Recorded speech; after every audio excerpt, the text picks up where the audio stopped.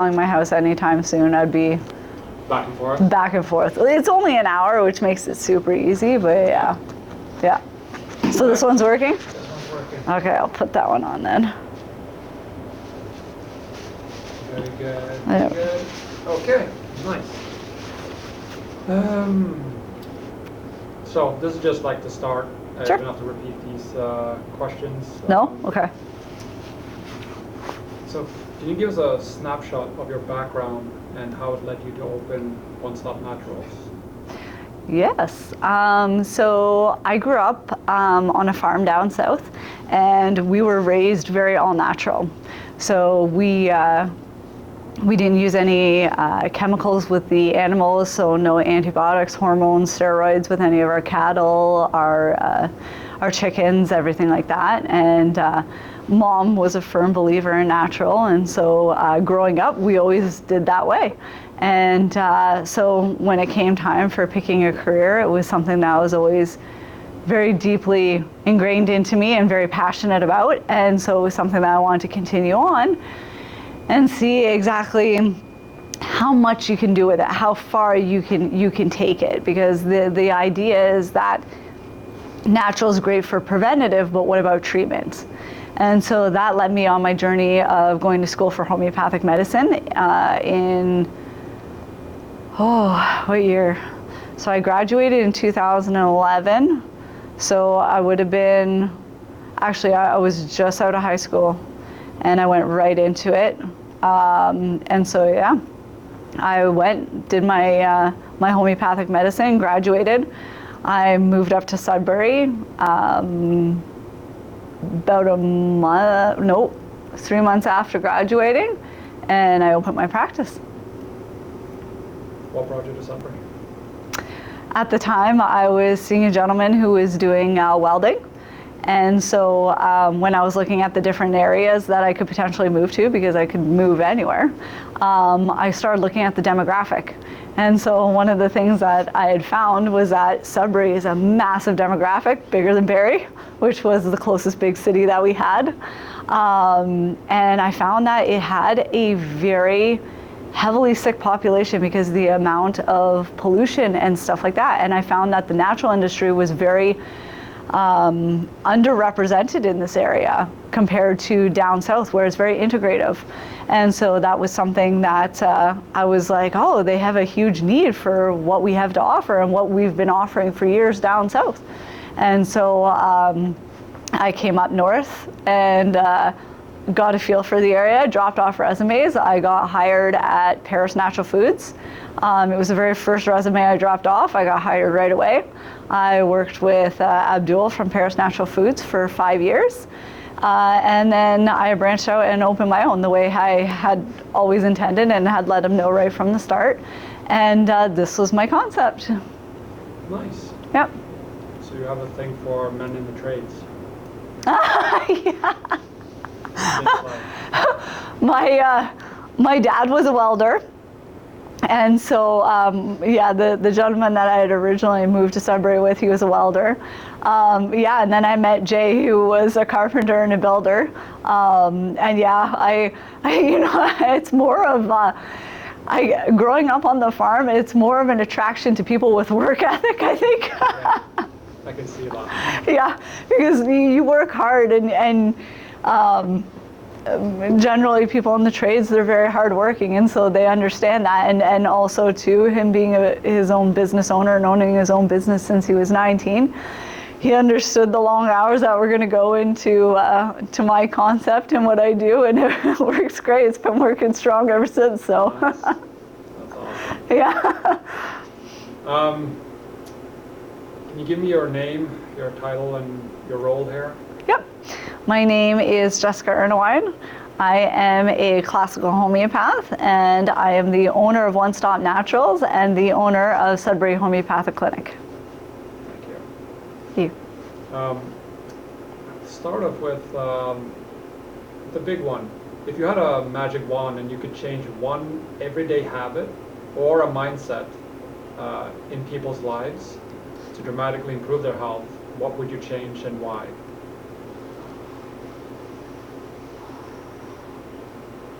Oh, That is a really good one.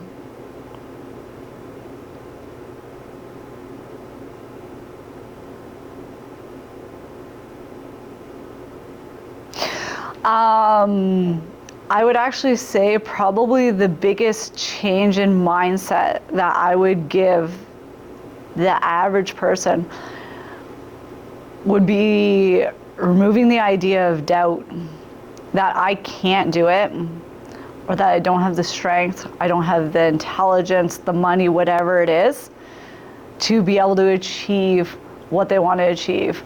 Your entire existence will hinge around the idea of I am and what I can do. And this is why, you know, concepts like The Secret, concepts like multiple different aspects, you know, they have the saying, you know, you hang out with 5 millionaires, you'll be the sixth. You hang out with, you know, 5 drug addicts, you'll be the sixth. There's a reason. You are what you tell yourself, what you're worth, what you're capable of. It's the limitation that you set on yourself. So by removing doubt, the endless possibilities that comes, especially from the creativity and the beautiful mindset of humans, we have this capability that when people are allowed to get into their flow state of what speaks to them as an individual, the endless possibilities are just absolutely incredible. I mean, if you look at the technological advances, and not just technological, if you look at some of the art that people create in different things, I mean, it could be something that you're like, what, you shape records? You melt records into, have you seen some of these things? Like, it's the weirdest thing. It's something you would never think, and yet you see it and you're like, oh, that's talent. That book, my sister cuts books into shapes, like legit. Hand sits there and cuts books into shapes, and it's just, yeah, by hand, every single page, like hundreds of page books, and she made that, and I'm just like, oh, the talent you have. Yeah, it's just like, so who would think of cutting a design into a book? Can tell you I didn't, she did. Right? And the outcome is so cool. Like, so like removing doubt and the idea that I can't do something, or I just doubt in general, takes away the hindrances that cause a lot of people pain and suffering and a lack of joy in their life. Yeah, a little long-winded, but there you go. No, that's perfect. I mean, I think you're very right about that. Kind of what I was talking about earlier, the concept of Ikigai, finding your path in life that's like aligned with who you are, what you believe, your strengths, your weaknesses. Yeah. Like really knowing yourself. Yeah. Yeah. That's a whole other discussion we can get into. I wonder why so many people are living with doubt. It's like a systemic issue where they're not. It's a disease they're not almost. Encouraged from a young age too. Yeah. I see that with my daughter. Like, I'm very aware that when I raise her, I heard someone say once that being a parent is not being an engineer. Like, you're not engineering the child, you are the shepherd. You steer them.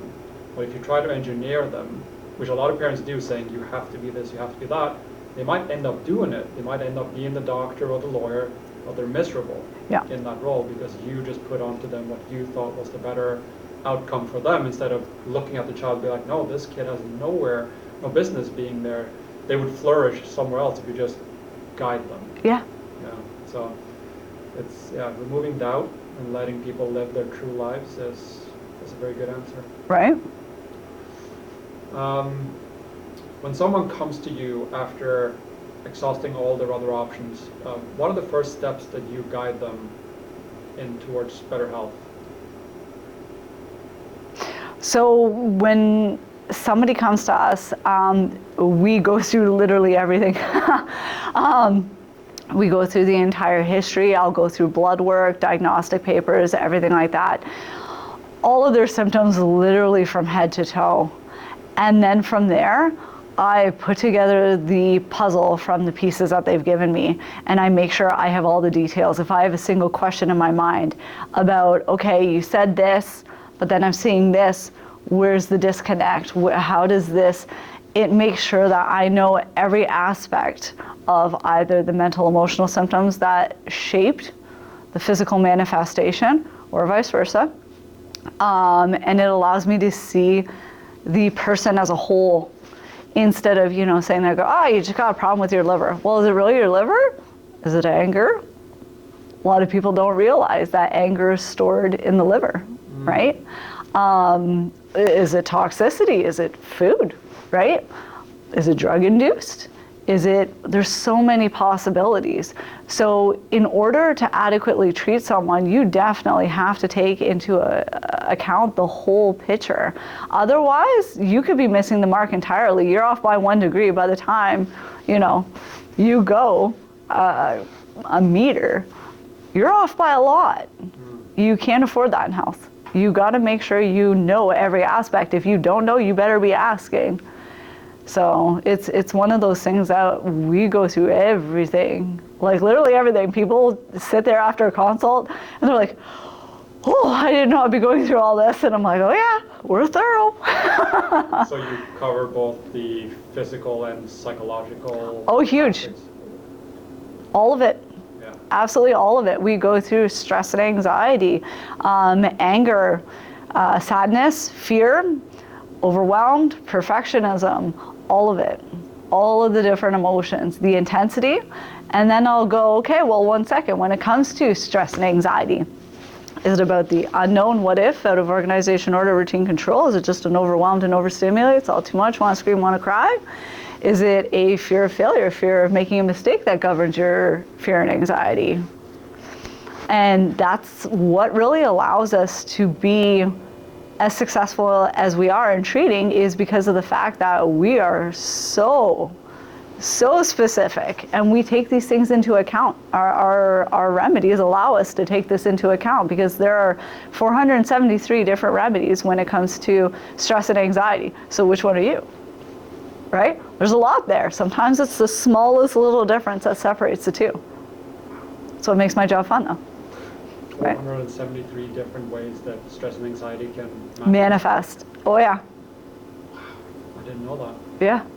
It's pretty neat. And they all have, and this is kind of the interesting thing too, that led me down my fascination with the mind, is that they all have their own physical subset of symptoms that will manifest from that mental emotional.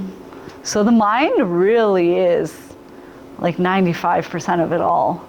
And so really in this world, you are battling yourself and the limitations that you're gonna put on yourself.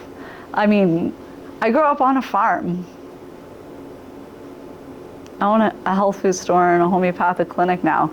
I help people with cancer, menopause, rheumatoid arthritis across Canada. Actually, we have a couple in the US too. I never would have thought that. Somebody would have told me that when I was a kid. I've been like, I feed chickens. You know what I mean? But it's really, where are you going to cap yourself off? I haven't done that yet.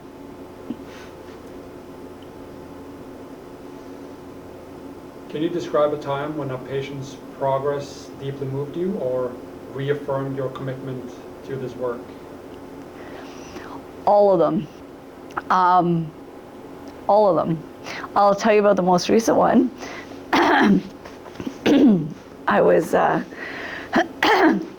I was treating a gentleman for bladder cancer, and his mass was 33 millimeter by 32 millimeter by 18 millimeter, and he was told he only had a couple months to live. And on last Thursday, we had a follow-up, and it has shrunk by 3/4. It's now 8 millimeter by 7 millimeter by 12. And he sat there and he goes, I just wanted to take a second to let you know that the other day it brought a tear to my eye. I was sitting here thinking, that I was supposed to be dead, year ago. And here I am, and I've had all this spare time. I'm healthier than I have been. And he goes, I just wanted to thank you for giving me life. And I went, Oh, like, I guess with what I do, I didn't really, like, I know what I do, but the way he worded it made me realize, like, oh yeah, you gave this guy, like, the ultimate thing you can give somebody, which is time. There's one thing we're never really getting is time. We're always technically losing time every day, we're never getting younger than what we are now. So to be able to do something like give someone time when we're all technically losing time is very special, and it really hit me in that moment with how he had worded it. I was like, wow. Yeah. Yeah, that must be pretty heavy, or like, it's the opposite of a burden. It's like, I mean, yeah, you're saving people's lives, giving people a second chance to live their lives again. Are you ever staying in touch with some of these people? Oh yeah. In touch with you after? Yeah, it's impossible not to, because you learn about every aspect of them. Like I said, we do a lot with mental emotional as well, right? And so it forms bonds that, yeah, like we have people that come back years later and they're like, I just wanted to say hi. And I'm like, how's it going? Like, you know, but what we do is really special. I had a woman, this was about 2 years ago, she came in and she goes, I just wanted to say hi. And I was like, whoa, where have you been? I had talked to her once. She had come in our store exactly a year ago to that date. And she had come in and she goes, I cannot take it anymore. She goes, I'm not trying to be dramatic, but if you can't help me, I'm done. I'm not sticking around. She was hugely suicidal. She had gone through a ton in her life, and I went, oh boy. So we gave her a bunch of stuff, and I'm like, you gotta promise me that inside of 3 days, you're gonna let me know how you're doing. I didn't hear anything. This was just a customer in the store, not a patient of mine, where I have all their contact information and I'm able to follow up, right?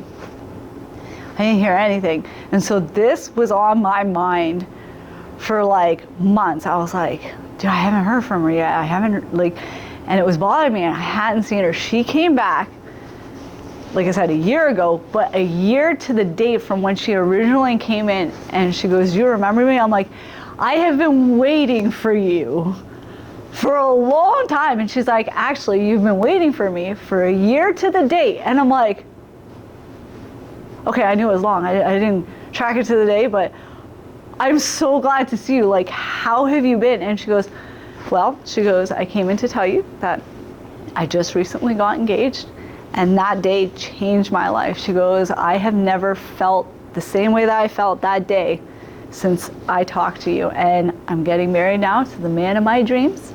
You know, we've got a kid together, and I'm like, oh.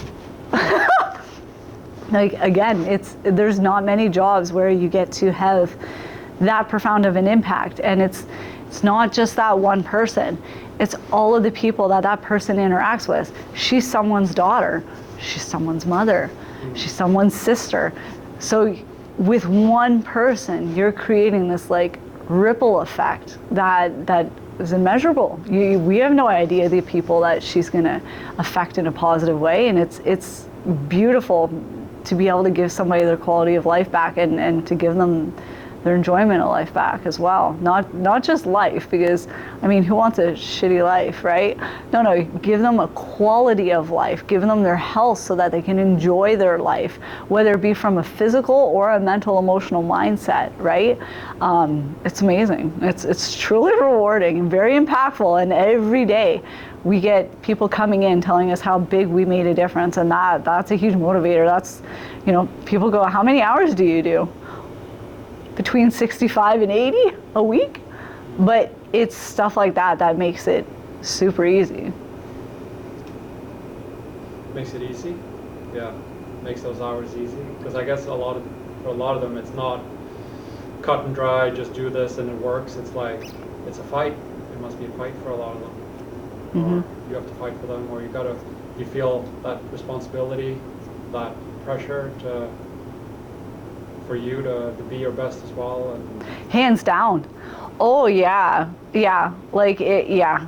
I have to be at my best for them. I have to do a lot of self-care to be the best for them. Because if I'm not, they shouldn't be seeing me. They really shouldn't. And so no, I make sure I take care of myself in every aspect, and it's very important. Because like I said, I know what happens when people don't take that seriously or don't prioritize that. And I can't do that because then I can't be there for them the way that they need me to, for the hours that they need me to. And I gotta maintain this, right? I've gotta have my energy. I've gotta be on top of my game. I gotta be sharp, right? Their life depends on that. no, exactly. Right? And you're cognizant of that. Like you're very aware of that. Oh, very, very, yeah. I can see that. When someone says, I feel like I've tried everything, what do you say to help them believe that there is more to explore? Well, a lot of times they're saying I've tried everything, but they're sitting there for the first time, right? And it's like, okay, well, here we go, right? And I have my health guarantee with my patients. So if my patients don't see improvement, I don't charge them for follow-ups, right? And so that's why I tend to see a lot of the really severe cases, very chronic cases, very, I've been there, I've done that, I've tried it all, right? And that's why they're coming to see me. That doesn't even really faze me hearing that anymore, to be honest, because I'm like, all right, well, let's do her, right? Yeah. I get you now, so let's see what I can do. Let's see if I'm good as I say I am, right? Is there anything you tell them to kind of make them feel like now they're on the right path, or this is something like to kind of, because I can imagine they come in with doubts about this also working. Is there, or do you just kind of let the work do itself and let them discover that as time goes by? You know what? By the time I'm done a consult, I haven't really had that. I haven't had anybody doubting by the time that we were done that we didn't have the knowledge or the background or bring several things already to their attention that they're like able to even identify themselves was a culprit of some of the issue and is already correcting just with the knowledge of it alone, right? If that makes any sense. So like even dietary wise, sometimes we'll sit there and we'll be going through and we'll find an item and I'll be like, oh, you're eating that? Well, that can cause this, this, and this. And without them even telling me that they had that, they're just like, I have all of those. And I'm like, well, yeah, because you're eating that, right? And so already they're like, okay, well, I need to change that right away because then I already know that that's going to disappear, right? I haven't had much people, I had, you saying that, there's only been one that I remember, and this was years ago. There was a gentleman, and he didn't even want to come see me. It was his wife that dragged him in the office because of my health guarantee. And he had super bad abdominal pain to the point, this guy had seen like, I think 3 different gastro specialists.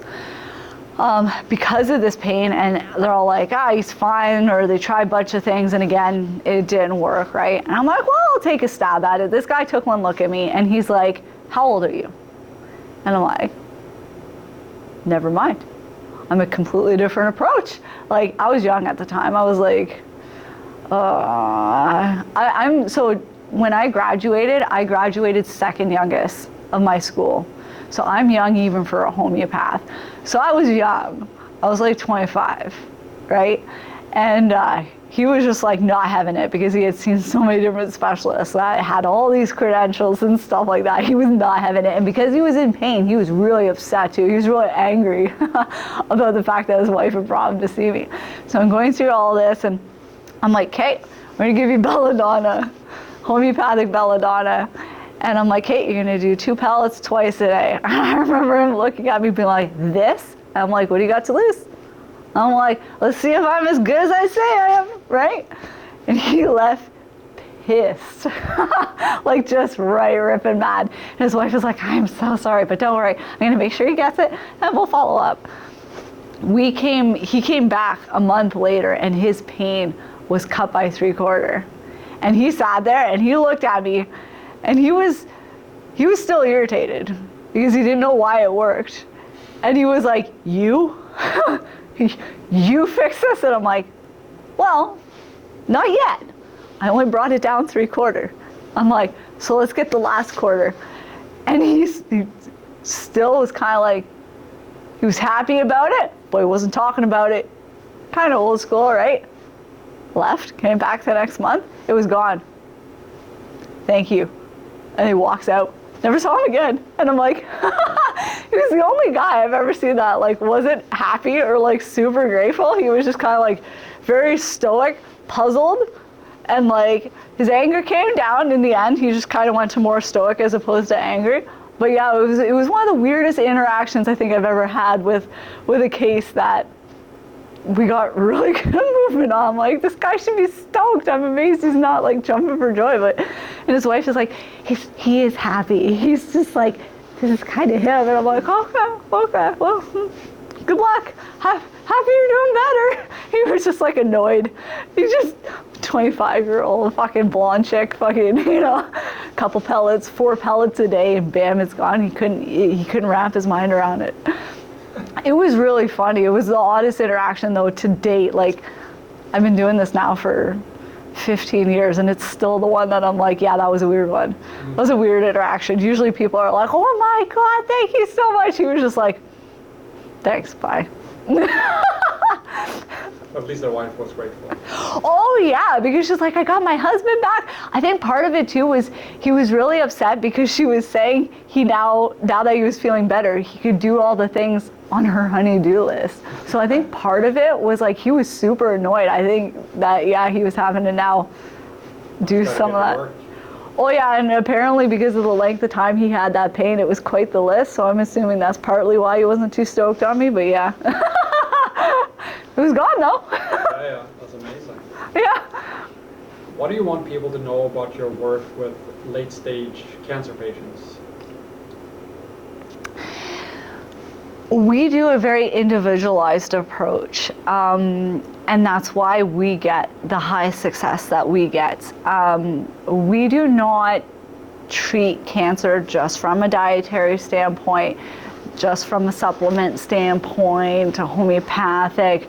We take it all into account. And we do a multi-level approach. We do go through diet. We do talk about different supplements and things like that, the homeopathics, acidity and alkalinity.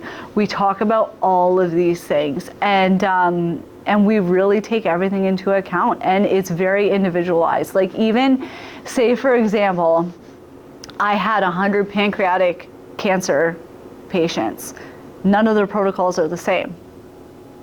All getting great results. None of them are the same because I'm not dealing with the same person. There's always going to be a difference between these people even though they have the same condition, right? And so that's where I find we really get the results, is the fact that we do take the time. My consults are long. We're going to sit there between an hour and a half and 2 hours. I will not stop until I do get all the answers. There are some patients where like it ended up going 3 hours for an initial consult because that's what it took me to get some of the information out of them, right? I got no problems doing that. I got to be good at my job.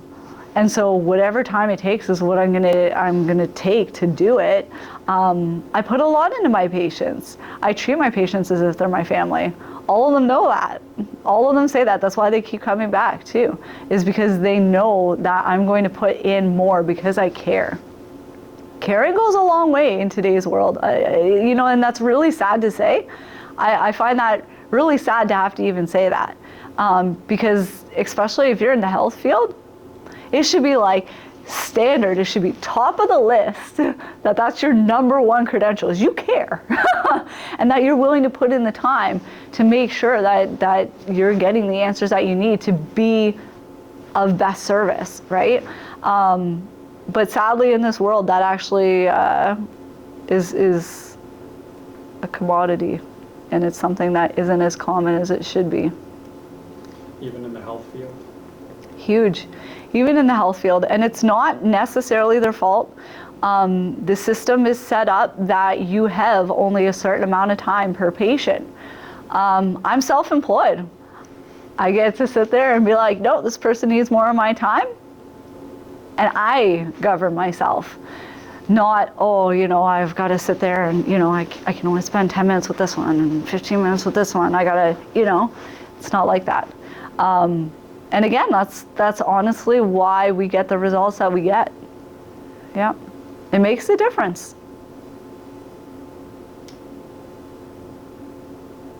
Can you restate the question? Because you did. I actually forget what the question was now. What do you want people to know about your work with late-stage cancer patients? Oh, yeah. What I would like people to know about our work with late-stage cancer patients is the approach that we take. Perfect. Thank you. You're welcome. And also, can you talk about the relationship between working with your cancer patients and kind of the more mainstream medical, like the collaborations you do with the mainstream doctors? Yeah. So yeah, I am a very firm believer that there should be no war between natural and conventional medicine. These systems are designed to coexist, hands down, because if somebody's got arterial bleeding, you're not coming to me. I am not your man, right? Whereas, yeah, it's meant to be integrative. So we do tend to work together, and you know, down south it's definitely a little bit more integrative. When I first moved to Sudbury, it was a lot more integrative. Now, since I've been doing it for so long up here, a lot of people have gotten used to our work from the medical community. And so we do a lot of work with palliative care. We do a lot of work with nurse practitioners and working together for the best of our patients. So they have been fantastic for getting certain blood work done for certain patients, certain CT scans, diagnostic works, x-rays, things like that. I don't have access to that equipment. How homeopaths are regulated within Canada, we don't have access to those things. We're not trained on those things.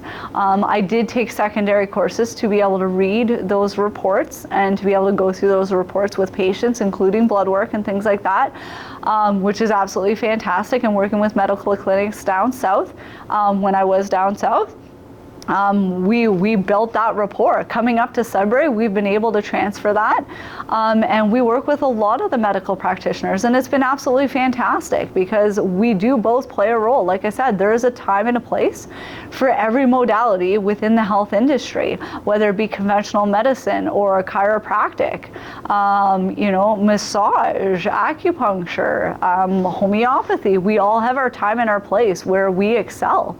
You know, if somebody, you know, sat there and had compressed discs, you know, I'd be a second choice. I wouldn't be a first one. You need to get a chiropractor to take care of some of those compressions. I'll be secondary to help his treatments last longer and to bring the inflammation down. But like, with that being said, we all have our time and our place, and it's about knowing how we all fit together to make it go around.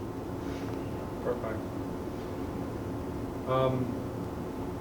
Beyond working with serious conditions, what other health needs do you address for people that simply seek preventative or everyday wellness support? So some of it, like we do have some people that are just doing maintenance and will go through dietary and stuff like that. A lot of what I do tend to see though does tend to be more chronic stuff. So a lot of, like I said, 40% of my practice is stage 4 cancer. But we do a lot with hormones, arthritis, menopause, deeply chronic autoimmune conditions, thyroid issues, MS, issues with fibromyalgia. Certain conditions also too, like myasthenia gravis and things like that, that there's not a lot of common knowledge about. Like I said, because I have my health guarantee, I do tend to see the strange, rare, and peculiar. I've gotten really good at the odd cases, like odd cases as in like odd symptom base, where they're like, we don't even know how to diagnose this. These are the symptoms, but I haven't gotten an official diagnosis. I'm like, okay. The nice thing about homeopathics is we don't go based off a diagnosis. We do go based off of symptoms. And And this is where even some conditions where there isn't a diagnosis, we're still able to help, which is very unique. Some medical professions, they have to have a diagnosis to be able to know even what subset of medications to look at, right? So yeah, it's very unique. Our approach is very different, but that's also, again, we're empowering the body. You know, so when, for example, say you're dealing with somebody with inflammation, you go to a doctor, they're going to give you a synthetic pharmaceutical anti-inflammatory for the pain and inflammation. You go to a naturopath, they're going to give you a natural anti-inflammatory. You go to a homeopath, we're going to build up the cartilage in the joints so that long term you're not having to take anything, right? We tend to get down to the root cause. So a lot of people, when they come to me, they're kind of on the notion that I'm going to work on it and you know, bring it down, but they're going to be stuck on it for the rest of their life. I'm like, no, that's not how we work. We don't do that. No, we get down to the root cause. And if I'm anything good at what I say I'm going to do, you're not on that for the rest of your life. We correct the imbalance at the root so that it's not something you're constantly having to deal with. There are exceptions to that, though. Somebody had their gallbladder removed. I can't regrow a gallbladder so that it functions properly so that you're not getting chronic diarrhea post-surgery, right? And in which case, well, you kind of had that removed, so therefore you're going to be taking ox bile or a digestive enzyme to be able to help that for the rest of your life, because that gland isn't there. It's been surgically removed. There's no imbalance to correct in that sense. It's just not there, right? So yeah.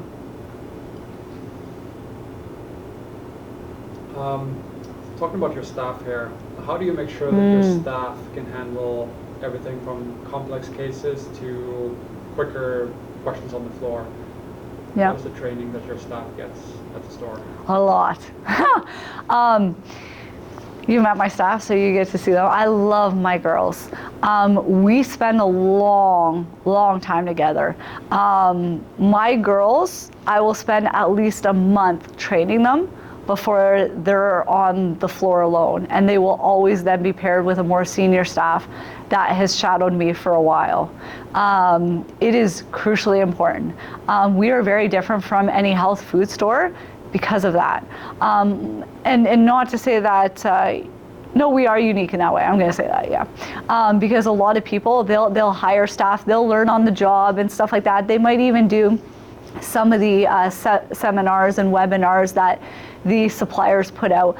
But as far as being trained by a practitioner in the industry, there's not many owners of health food stores that are actual practitioners within the industry.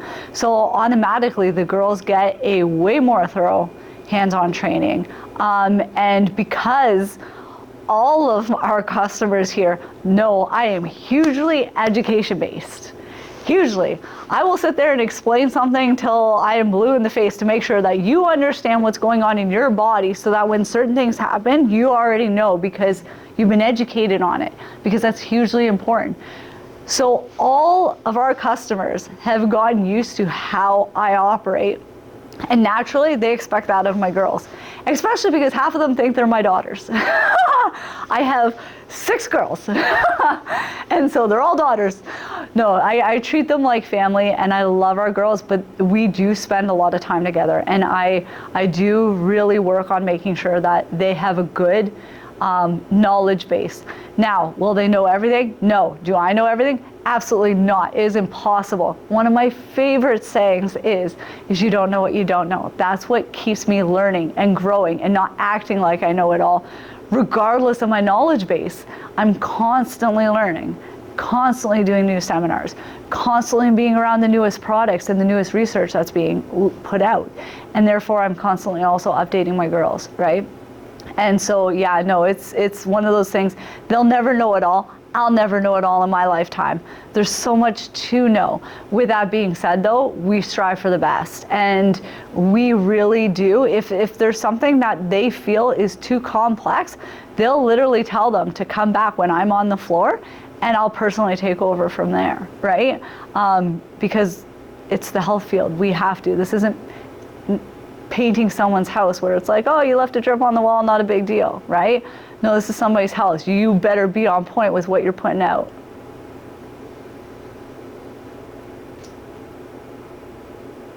So this might be a question that's more for Jen because it's about the blood analysis. But Yep. what surprising insights have you gained through live blood analysis that traditional approaches might overlook? That's even a viable question.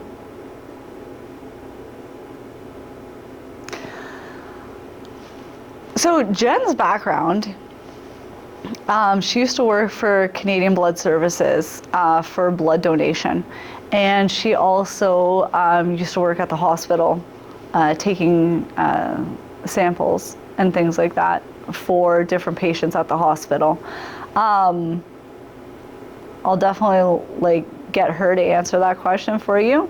I think though, when we first talked to her about the idea of doing live blood analysis, I think she was, I think she definitely learned a lot more intricacies about the blood as opposed to her prior experience, which was taking it, right? Taking the samples, taking the specimen, it's like, okay, and then they run this subset of tests, right? Now with her doing the live blood and dry blood, I could be wrong, but I think the dry blood, I think she found very interesting because I don't think there's many places that do anything with dry blood, right? Or can learn anything with dry blood. With their field, there absolutely is, right? So I think she probably found that really cool, but I'd be curious to see her answer. Yeah, she was showing me earlier how, like, the crazy amount of detective work it kind of is to the dry blood and figuring out the connections and the patterns and the colors and right. Also the way that the symptoms of different areas of the body will manifest itself in like different areas of the blood sample. That kind of blew my mind. Like, how, why does the blood? Why does it congregate there and there and? Okay. As it's being pushed out between two thin pieces of glass. Well, and serum ratios as it dries, right? They'll dry at different rates, which means certain particles will be carried into different areas in different districts, right? So that's a big one. But yeah, one of the things that I want people to know about Jen though, not only is her history with blood very extensive, right? Going back decades, right? The one thing that I want to bring awareness to when it comes to Jen, but also the live blood analysis field, is in Canada, live blood analysis is pretty much a weekend course. There are a lot of people who do live blood analysis that they have blanket protocols. We do not believe in that here. Blanket protocols, you might nail a certain percentage with your blanket protocol, but what about the ones that don't fit the box? And with today's health issues, there's a lot of people that aren't going to fit molds like that, right? So with that being said, a weekend course to do live blood analysis, like you said, the detective work that goes into that, I'm sorry, but a weekend's not adequate. I have seen so many practitioners get into the field with a weekend course, and the information that they're flat out giving people is wrong. And again, back to my favorite saying is you don't know what you don't know, right? You know, you did a weekend course, you got a snapshot of the rough idea of things, but you don't know what you don't know. You're only as good as your training, right? And so with Jen did, her program is a European program. It is way more extensive. It's over 3 months and it's very intricate. And the guy who's been teaching it has been doing this for 30 plus years. The guy's the best in his field. He's wrote books in the field. She studied under the best of the best. Same with my education. I could have went anywhere in the world. I was originally I was originally enlisted with Sarasota, Florida, Everglades University for a naturopath. It was only through finding out how that naturopaths work, not that there's anything wrong with it, that it wasn't the right fit for me because it didn't necessarily get down to the root cause the way I believe the root cause needed to be investigated. That's the way I put it. And so with that being said, I wasn't going to stay in the country. I wanted the best of the best education. So then I started calling around a bunch of naturopaths. I'm like, okay, so I know you did other post-secondary education after you, well, not post-secondary, I guess it would be post-naturopathic, because I know that you didn't graduate knowing everything you needed to open your practice just with naturopathic alone. So what courses did you take after? And a lot of them were like, oh, homeopathic. And I'm like, well, what's this, right? And again, homeopathy at the time wasn't regulated. So again, shorter duration courses, right? Homeopathy is now a regulated profession. So then I'm like, okay, started investigating homeopathic schools. I went everywhere in the world I was looking at courses. And actually one of the best ones, it was tied between this one and India. And I ended up doing the one here. There was a reason why. In India, you do 7 years of schooling, and only in your last year do you actually study homeopathy. But you're taught all about, and you train alongside medical doctors when it comes to all the equipment and machinery. Super cool. Step 4, you're not recognized as soon as you come back into Canada, even if you pass the regulations and stuff like that, and you still have to redo the course here in Canada because it's a completely different standard, because over there it's only 1 year. Here, well, at the time it was 4 and now it's 3. They've been able to condense it down, and because especially OHIP and, not OHIP, what's the name of the student loans? It's not OHIP, it's Canada? I don't know. Oh yeah, that's right. Shit, sorry, man. What is it? They don't give student loans for homeopathic medicine. There's a name for it. I've been out of the game that long as a student. But yeah, so because you can no longer get student loans for this, they condense it down, but also made it so that you can actually work a full-time job while having a full-time course load to be able to pay for it. Otherwise, the industry would have been killed by the regulations, right?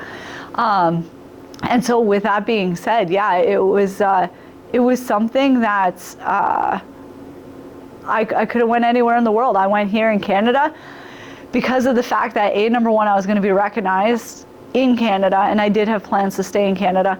I don't do good with Indian food, it would have killed me. But the level of education was so much better. And one of the things that I've made sure of is when it comes to my website, I have pictures of me with all of my professors and what they specialized in. And the reason being is because you are only as good as the education you're taught, right? So if you're, learning from other, practitioners that have their own clinic, but they've only had their own clinic for 5 years, instead of world-renowned homeopaths in their area of expertise, that's an entirely different ballgame. One of the guys that we studied under, he's part of Homeopaths Without Borders. They go into the dying camps in Africa and actually have people walk back to their tribes full health that they were supposed to pass away. How cool is that, right? There's Lisa DeCandria. She specializes in children's issues, right? The lady that I wrote my thesis under, she specialized in mental illness and helping with schizophrenia, bipolar. I wrote my thesis in that. I found that very interesting. The mind is just so fascinating, so fascinating. But yeah, it was something like I got to study under the best of the best in homeopathic medicine. You can look these people up, you can see their credentials, you can see what they've done. They're incredible people. There are some schools there was one that used to be in Niagara Falls that actually closed down about a year after I had started homeopathic medicine, and I had interviewed them. And their professors were they didn't really have great credentials. And that's why the school went under. Yeah. How long did it take you to do all that research to figure out where you wanted to go? So I knew I wanted to get into the natural field since I was a kid. I had the concept of One Stop Natural since I was 18. But with that being said, yeah, start to finish researching, I started when I was 16. So 17, 18, 19. So 3 years. I went through, like, I had my transcripts already put into the US and everything. I like sat in on this class. Like I thought I was literally going down to be a naturopath, and I sat in on the class. It was a 4-year out of a 7-year program, so they were halfway through. At that point, I had been managing a health food store for a month at that point. I was like a baby, right? And I listened to some of the questions that the students were asking, and I'm like, that's a very entry level question. Like, I'm not even in this field yet. I've only been managing a health food store for a month, and yet I'm like, dude, and then I'm like, okay. So then finished the class, went and talked to the professor. I'm like, who's your top student? And he goes, that chick there. I'm like, okay, walked over. I'm like, hey, how are you liking the course? How are you liking this and that? What's your favorite herb? Started shooting the shit with her and stuff like that and picking her brain. And I'm like, her knowledge base was just interesting for being 4 out of 7 years. So then I'm like, well, what is going on here? So then I sat down with the dean of the school, and he hands me the transcript, and I've kept it. I have it somewhere. And I remember looking at it and being like, oh, this is what happened. I didn't know this, but as a naturopath, you're trained in like several different modalities, and by several I mean like probably 12 plus different modalities, right? So you're trained in acupuncture, a bit of massage, bit of botanicals, bit of herbology, bit of homeopathy, bit of nutrition and dietary, but you do like 4 credit hours every so often in these fields. So even though it's a 7-year program, you're spread out over so many different modalities that you specialize in none. And I was like, that's why their knowledge base, in being in a 4 out of a 7-year program, I was just like, oh, it's just the way that this thing's structured. So that's why I started calling around to naturopaths after and being like, okay, what other courses did you take? And what did you, because I know you took some, because the education alone wasn't quite there. And so that's when I started hearing about some people doing, like there was a common thread. Some of them said this, some of them said that. But there was a couple of them that said homeopathy. And I'm like, all right, we'll leave no stone unturned. What is this, right? And then that's when I realized that homeopathy was what I had previously thought naturopathy was. And yeah, that's what started that whole rabbit hole, man. Is that usually the opening question when two naturopaths meet? What is your favorite herb? Oh, no, that was just gauging knowledge at that point. I know it's kind of an odd one, but yeah, I was like, I gotta figure this out by asking something of an intricate, like yeah. No, I don't know. It was just the initial one that came to mind. Favorite herb, right? I mean, if I met a naturopath, that's definitely what I'm gonna ask them. Yeah. What's your favorite herb? For those that are new to natural health, what can they expect when they walk into One Stop Naturals? I think it's a very common misconception that the natural field is kind of like hoo-ha and witchcraft and all this kind of stuff. I don't think they realize the science behind it. I don't think they realize the knowledge base behind it. A lot of people walk in and they're like, I'll be serving a customer, and I just watch them kind of slowly, like, even my partner, when I met him, he was just walking through the health food store, and he thought I just worked at a health food store the same way that people just work at, Tim Hortons and stuff like that. And then he ended up overhearing me talk, and he was just like, oh, she's just not this little girl working at Paris Natural Foods. And then he found out I was a practitioner. We actually ended up, he was being sponsored by Paris Natural Foods as an athlete. And that's how we ended up talking and stuff like that. But like, he had come in multiple times. I'm like, did you need help finding anything? He's like, no, I know what I need. And I'm like, okay. But again, you don't know what you don't know, right? So then after, when he found out what I did, he's like, I gotta pick your brain. And because in his mind, supplements were about maintenance, not about treatment. So when he started hearing us talk, he's like, oh, like this is so much more than I thought it would be. So a lot of people, when they walk in here, they're generally walking in here as a maintenance or, you know, support. Some people now know that, yeah, no, you can treat, but in the beginning, when I was first in this area, a lot of people just kind of viewed it as a maintenance thing and didn't realize that, hey, no, you can treat stage 4 cancer with this stuff and get great results. Like, a lot of people don't necessarily think to the natural industry right away. Now it's completely different because through word of mouth, I mean, you've seen my clinic schedule, I'm busy. Like, One Stop Naturals, we're busy. I opened my practice before opening this health food store. That happened because I was very successful at what I did. If I wasn't, I wouldn't have opened something to this size. We're double, if not triple, the average square footage of a health food store. We're a very large health food store compared to what's considered industry standard, which is, I think, under 1,500 square feet, right? But it was because of the results that we got. It's because of our knowledge base. Again, education is so important. I can't stress that enough. People need to ask their practitioners.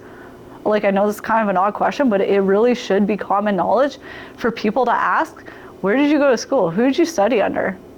Like, that really is under talked about. Because there are some people, like, not all plumbers are all the same. Not all mechanics are the same. You can have a good one, you can have a bad one. It's the same with the health industry. You need to ask some questions. Don't be afraid to ask questions. If they can't answer a simple question like that, you got your answer, right? You should be able to ask any question, and it should be super easy for me to be able to explain it in a way that you understand it. That's how it should be. If I can't, I don't know it well enough. Right? Absolutely.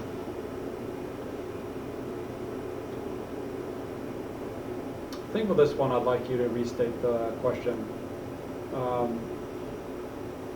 Let's go with, for those new to natural health, when they come into One Stop Naturals, they can expect. For those new to natural health, when they come into One Stop Naturals, you can expect a completely different knowledge base here. Very thorough. We ask the questions. We go in depth. We've got the training, we've got the background. Perfect. You're welcome. Sorry. No, that's okay. I love the fact you just jumped right into it, and I'll just do my part to I was good answer. Let's talk a bit about the local stuff you use around here. How has sourcing local products strengthened your connection to the Sudbury community? Wherever. Sorry. Do you want me to rephrase the question too in there? Like using local products. Yeah. We love using local products in the area. We definitely work hand in hand with the community when and how we can. So as per Health Canada regulation, any supplement that is used as a supplemental or therapeutic dosage has to have an NPN number, which means it has to go through Health Canada. So in regards to things like that, we cannot support natural. It's part of Health Canada's regulation as far as that goes. When it comes to food products, cosmetic products, local honeys, our meats, things like that, we love supporting local, natural. And we do really work with our suppliers. With Martin's Country Market, we went through and I had a list of questions where I'm like, okay, buddy, what are you feeding them? I went and visited the farms. I'm very hands-on. I have to be. I have some patients that they cannot eat eggs from a chicken that ingested corn because corn will flare up their psoriasis and eczema, right? I need to know what they're fed. I need to go see the farms, verifying that they are hormone-free, antibiotic free, steroid free, all of these things. We do our due diligence, but I love working with local. You know, we have a local lady who does a mint-free toothpaste for my patients because you can't do mint products when you're on homeopathics. So we have a local lady who does that. We have, like I said, local honey. We deal with Fines French River. They've got a great variety of honey and it's awesome. Doing local honey helps with allergies because the bees are collecting pollens from this area, right? As opposed to different areas, you're not getting the same immunity and buildup, right? So it's very important supporting local and supporting the people that support us too. Like, you know, I love this community. You know, I'm not from around here. I grew up in Stayner, as I had mentioned. But this place has become my home. I love the nature out here. Like I said, I grew up on a farm. Coming here and being in Hanmer, Valcarrier area, I love it.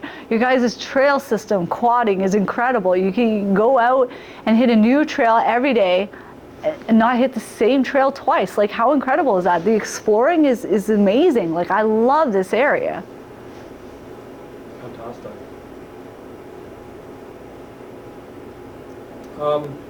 I guess we haven't touched about all the services you provide here.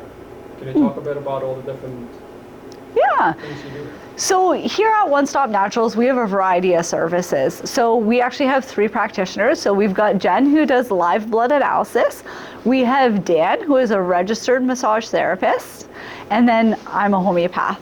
And then we've got our girls that are here to help people when one of our practitioners aren't on the floor. Perfect. Tell me about your drive-through.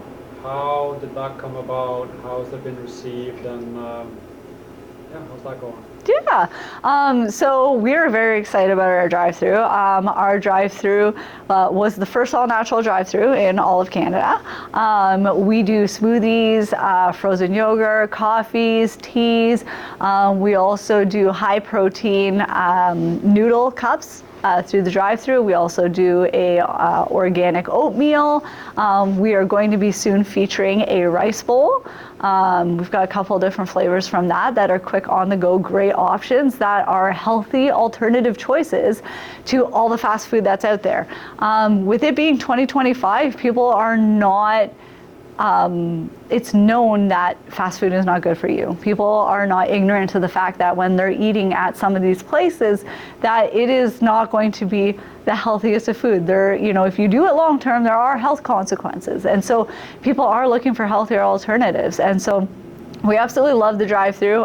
When we moved our locations and expanded, we did switch over and expand our menus as well. And it's been received really well. It was one of those things also during COVID. We had the business model right from the start, having the drive-through because we were previously in a Harvey's location. And we had no idea how important it was going to be to have a drive-through where people could pick up things on the go. And so our drive-through has kind of, the original concept was just doing foods and stuff like that through the drive-through and drinks and that sort of thing. But it quickly morphed to, hey, it takes us 2 seconds to literally grab any product that's here off of the shelf and bring it to the window. So it very quickly became whatever you need. Like if you need the Strauss cold storm, yep, we'll bring it to the window. Oh, you need your vitamin D, yep. People who have had knee surgeries, you know, and they can't walk in, they can go through that. People who've got kids falling asleep in the back and they don't want to wake the kids up, right? Just go through the drive-through. You know, people who are sick and they don't want to come in and get us sick, go through the drive-through, right?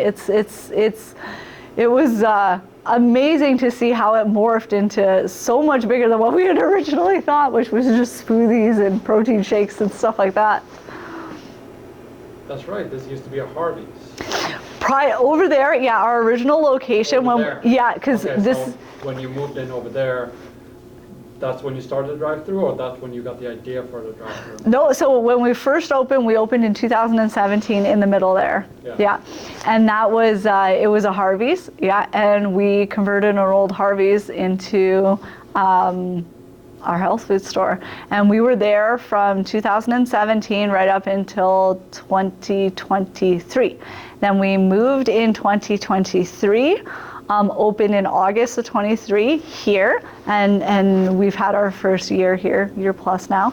And yeah, but we had the old school menu boards where it wasn't digital, it wasn't, and so being able to expand, when we moved over here, we did digital menu boards, and that was a big game changer because it's so easy to just add something at the click of a button now, whereas before it was $1,000 every time to turn over the menu boards. If there was even a single price change, it was $1,000 to change them over, right? Now it's just like, bing, done.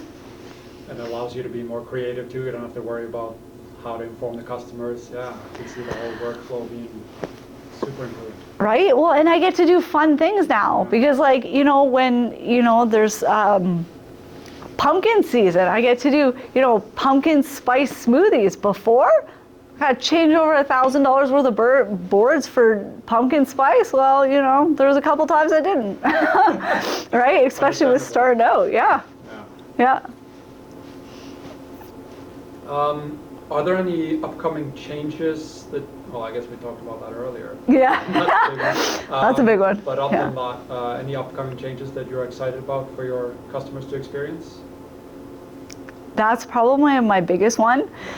We just recently added Dan, so one of the things that we were really excited about was having Dan come on board as a registered massage therapist. He's been able to really help with the team. I also forgot to mention, we have the Raven's Feather. The Raven's Feather, she does so she does tarot card reading, she does energetic clearings, cord cuttings, things of that nature. And so, yeah, we have 4 practitioners here actually. And then every once in a while, we actually run thermography clinics. Have you ever heard of thermography? No. So it's basically like a thermal imaging heat scan. And so what they do is they use it for detection of things like breast cancer or blockages in arteries, inflammation, things like that.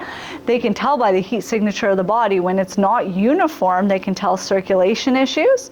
One of my patients, we were just actually having her hips checked because she had osteoarthritis, and we wanted to see the inflammation signatures coming from the osteo in her hips. And when we had her thermography done, the lady doing it called me in and she goes, "You need to look at this."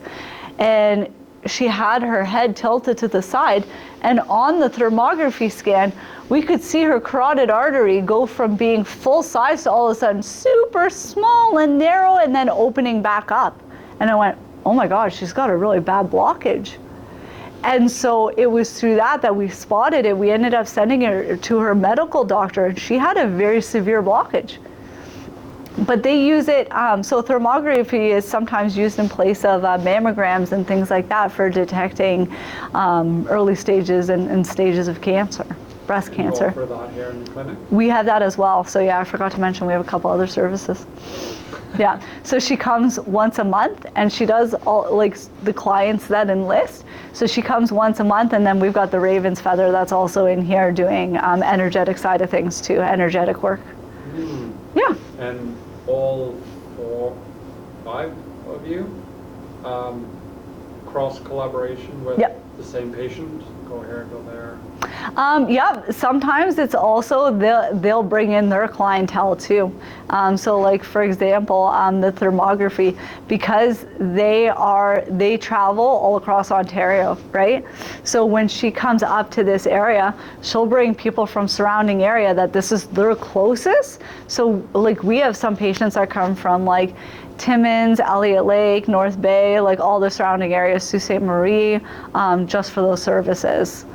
So it's pretty unique. But even homeopathy, I am one of 5 practitioners in all of Canada that are trained in the Banjuri protocols, which are cancer protocols, and I have my oncology degree.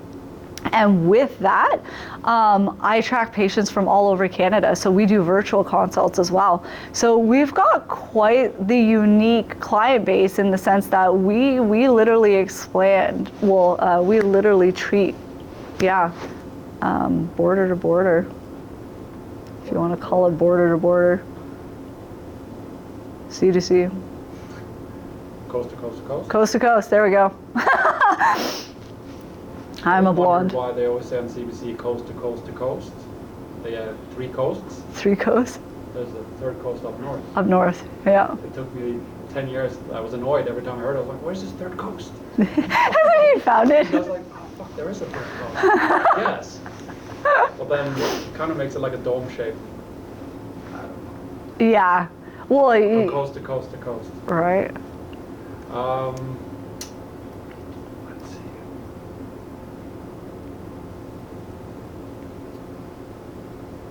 If someone's hesitant to visit, what's one thing you would tell them or want them to know when coming in through your doors?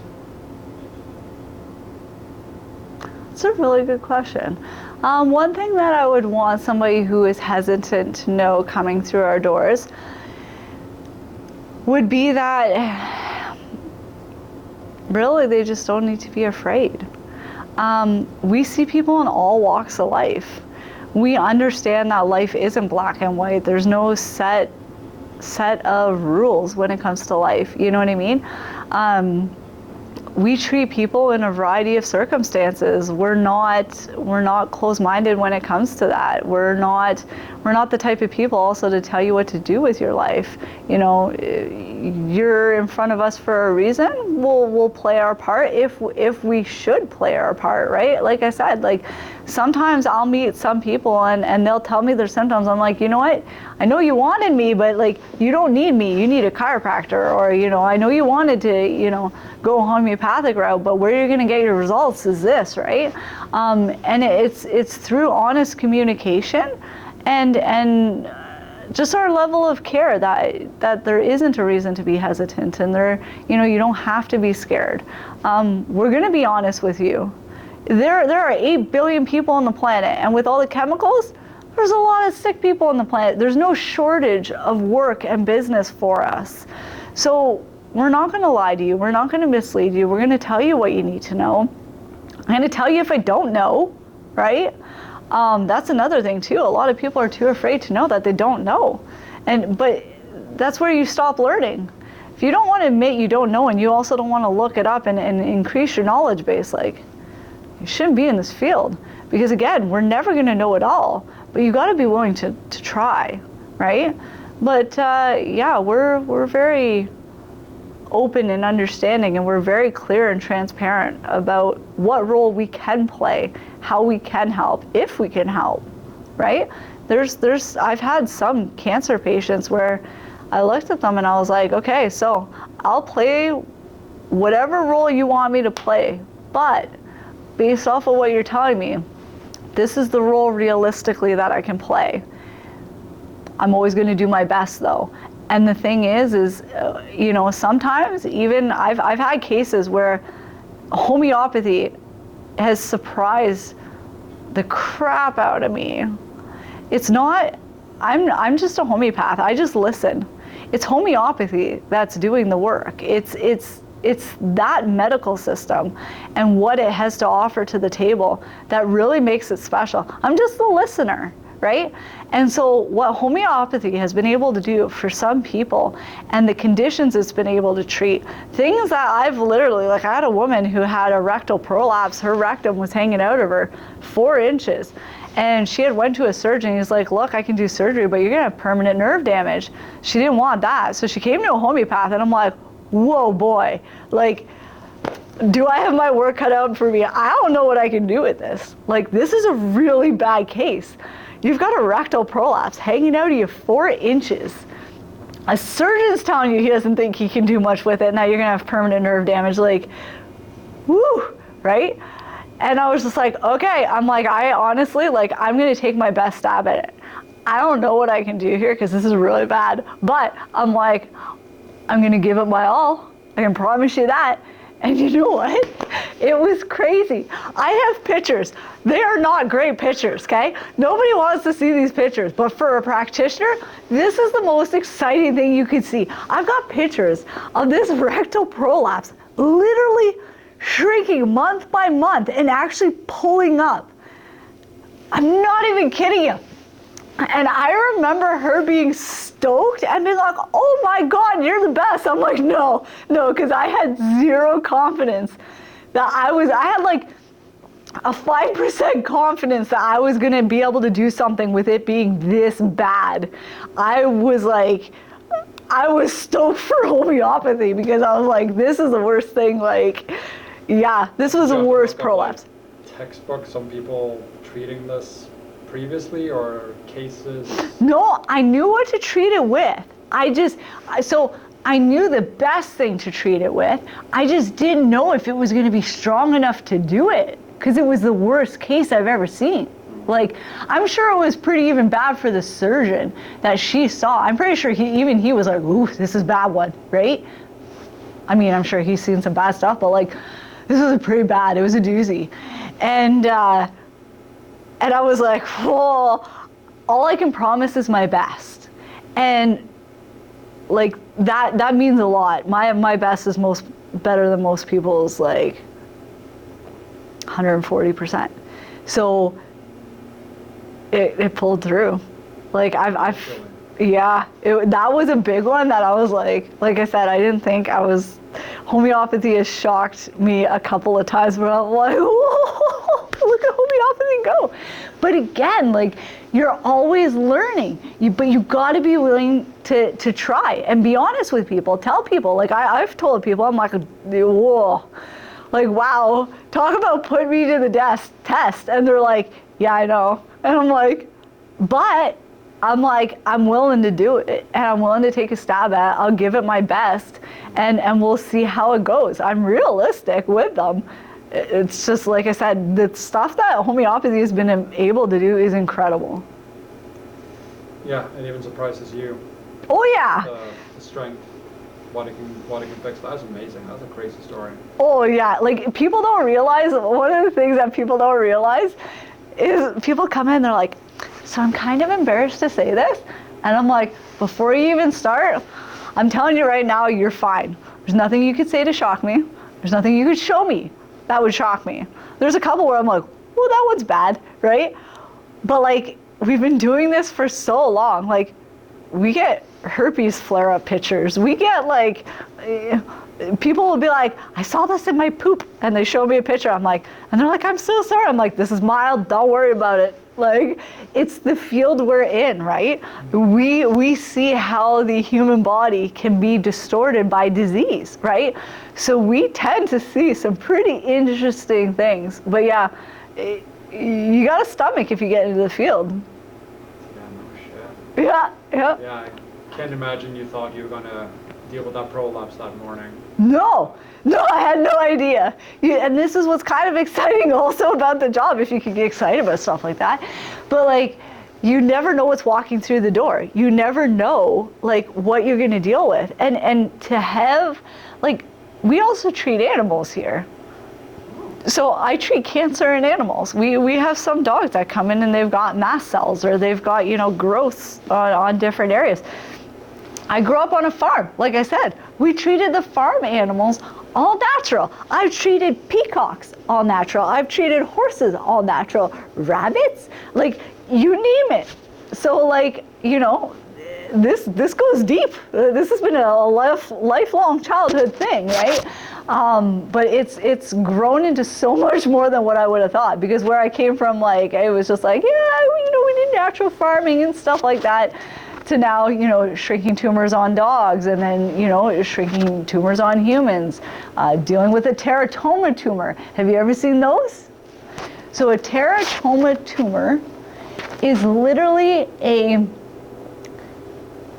it's got teeth, it's got hair, sometimes it has eyes, and it is a tumor. It's a growth, but it's almost like a twin.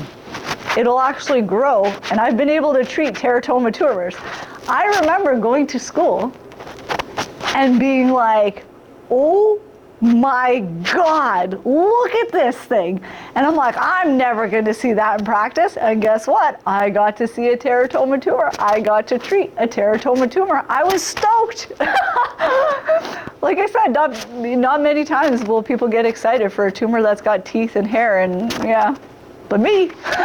the person that has it connected to their hip is not that stoked, but No, but they find it pretty cool, the fact that I know what it is. A lot of people, there's doctors out there that don't know what a teratoma tumor is. There are doctors out there that don't know what myasthenia gravis is. do you work with veterinarians? Do you Yep. get references? Yep, Okay. yep, yep. Animals too. Well, I guess it makes sense, but Fish, I treat fish. really, Parrots, we've treated parrots, we've treated horses in the well, then Sudbury you area. gotta get into a whole different type of metabolism and system, and It's a whole different anatomy and pathophysiology, hands down. Every animal is different. And that's where my farming background comes in really handy, because definitely didn't think I was going to be doing that. But it was just like, people would come in and be like, I don't know if you can help me. And I'm like, try me. And then they're like, they tell me and I'm like, oh yeah, no, we do that. And they're like, oh, I never thought. Like, thought it was a long shot, but no, you found a homeopathic farmer. the homeopathic farmer. Right? Yeah. Well, I guess that leads me into one of my last questions. What's something people don't realize about what you do? Yeah, probably the animals. You know what? It depends. Like, a lot of my customers are very familiar with what I do because they've heard me talk. They hear me talk when I'm with other customers, when I'm with them. You know, when I'm leaving with a patient, right? Like bringing them out from the office. So a lot of our customers do know, but I would say the general public that isn't familiar with the health industry, yeah, they probably don't realize that we treat animals. They probably don't realize that we treat things as serious as stage 4 cancer. They probably don't realize that we do work with a lot of doctors, and we do work with a lot of medical specialists. We've got, great relationships with the nephrologists in the area and the cancer ward, the oncology, we care. And so we work with other practitioners for the better of our patients. And so that's fantastic. And I love those relationships. There needs to be more talking and more sharing, because that's how you learn and that's how you grow. It's really undervalued. Yeah. If you had 5 seconds to explain your mission, how would you describe the heart of One Stop Naturals? In 5 seconds? 10? What's your elevator pitch?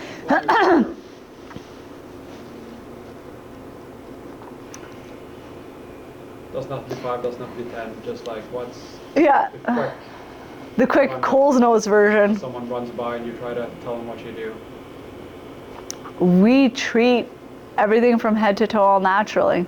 And we're here to be in your corner for all your natural health needs, and to play the role that's needed. We have some people that they've had surgeries and they just want us to help them recover. But yeah, we treat all naturally, and we put a lot of care and a lot of heart into what we do. And yeah. Perfect. Lastly, is there anything that I haven't asked you yet that you want to add? Is there anything you feel like I haven't touched on, or something you'd like people to know?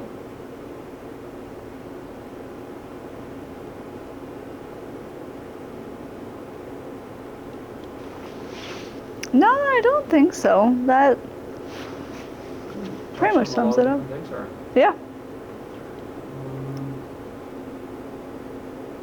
So I'm just gonna go through, make sure I hit it all.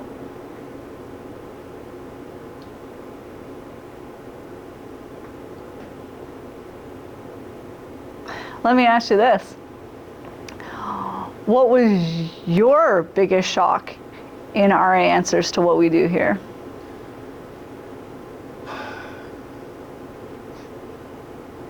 Here specifically, Yeah. besides the fact you had a drive-through, that surprised me. I think I was surprised by the complete head-to-toe thoroughness, Mhm. which was surprising to me that I was surprised by it, because it make, like I'm personally probably slightly above the average, kind of interested in kind of beyond the traditional medicine. Like I'll look at all the emerging stuff, like I'm curious about what these people are doing and those people are doing. But at the same time, I was surprised by the fact that you guys can do so much with natural medicine. Yeah. And that surprised me, that I was like, well, why that surprised me? Like, it should make sense that somebody... So yeah, and also the fact that you guys have such a, like, you do the live blood analysis, like, that gave, like, I want to come here. Like, my daughter had, we brought her to, I don't even remember now if it was a naturopath or a homeopath, I can't remember what it was, but she had some, oh yeah, she had, anyway, this fall was bad for her. She had, you can get pneumonia, and that pneumonia can lead to... Bronchitis?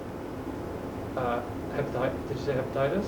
No, bronchitis? It was like an infection of the gum in her mouth. Like, it was terrible. Her tongue had like all these like blisters on it, like lasted forever. It was horrendous. And we brought her to the walking clinic like 3 times. They misdiagnosed it. We brought her to Emerge at one point because like she literally couldn't eat or drink, and it was like super painful. They misdiagnosed it. It got worse. She got some medicine. It didn't. So we ended up bringing her to Sick Kids in Toronto. Just like, fuck it, like we're going. Like it's not better. And they were able to properly diagnose it and give her something. So after that, like she had been on so many antibiotics and this and that. And so we're like, man, we gotta like get her back to, gotta get the system back. So my ex is also very much into like natural health and all that stuff. Nice. So she set up an appointment, or I can't remember where it was, but I wish I had known about this place before I brought her there, because I would have definitely brought her here. Yeah, I love how thorough you are, and how thank you. It really comes across how much you care. Mm-hmm. That like it's not just words. Like I can really tell. Thank you. Yeah, I hate the fact that I live so far. Like I live in the South End. Yeah. So just to stop by here, or just like the drive-through, would have been amazing to have. It's cool, eh? Closer to the city. Yeah, just like to have a healthy option on the go. Like it kills me every time I'm on the go, and like I'm pretty good at like I can be hungry for a long time, but once in a while it's like I am on the go. I know I'm not going to eat. I'm hungry now. I know I'm not going to eat for another 4 hours. Right. So I'll swing by and grab an A&W. Yeah. I'm like, At least it's clearer than McDonald's and shit like that. Like at least it's like. That's what I think it tastes better too. Yeah, it's at least you're not getting any of the hormones and the steroids, and it's a step in the right direction for sure. Yeah, and it's like it's once in a while, but if I had this, I always rack my brain, like where can I go where I can get something healthy quick. So I love that. Nice. Yeah. No, I love the fact that you have this, and that this is yours. Like this is your brain. This is your child. Like you. I had it on a vision board. Yeah, for when you were 16 or 18. 18, yeah, I had done it in around 17, but I didn't fully develop. I'd started doing it around 17, and then I fully put it on the vision board in its entirety in when I was 18. And you know what? It's funny because I messed up. I wanted, you know how you put like your house and stuff like that on the vision board too? I put a house, but I was limited as to what magazine I was pulling things out of. And wouldn't you believe, I pulled a fucking Sudbury, Ontario house out of a magazine. I had no intentions of moving to Sudbury at the time. And I had no idea about Sudbury even at that time. But lo and behold, I put on the fucking vision board, and then I end up here, and I'm like, of course. That is crazy. Yeah, sorry, can you give me 2 seconds? Go for it. We're pretty much done. Okay. I just wanted to... Hey, sorry, I'm just in the interview process. I'll be a couple minutes more, okay? Yeah. Thanks, bye. There we go. Yeah, that kind of made me laugh, was going back on my vision board and realizing that I actually had manifested myself in Sudbury, not even realizing that was it was a house that was on, I think, Ramsey Lake too. It was like this big log house on Ramsey Lake on a big rock bed, and I was like, oh, that was the coolest one that was in there. And I didn't even realize that. I just put it there. That's freaky, eh? It is. And then I'm like, as soon as I ended up in Sunbury, I didn't even put 2 and 2 together. I opened it up like years later. I'm like, holy shit. Yeah, that is some subliminal, like, subconscious guiding you. Oh yeah, you got to be very specific when you're talking with the universe and you're putting things out there. When we were looking for a property, my partner made the comment one time that he wanted, lots of acreage, and he wanted something that had water source on it, but he wanted it to be 10 minutes from the store, and it had to be under, like, I think it was like 200,000. That's a tall fucking order, okay? And then all of a sudden, we found a property that was 5 minutes from here, was 160 acres for $179,000. That's it. Yeah. And do you know what the water source was? Fucking swamp. And I'm like, you gotta be more specific with what you're asking out there, buddy. That is sloppy manifesting. And we got a good laugh out of it. What about this new place? Does that fall more in the line? Oh, fuck, it's everything and then some. It's so much, like, it's so perfect. Yeah. It's, yeah, I'll show you a picture. But, like, yeah, oh my God. That's fantastic. When do you hear back? When do you know when? We have a meeting with him this week in regards to putting in an offer on it. So, yeah, I'm super stoked. There we go. Thank you. Thank you. Yeah, oh my God, this place is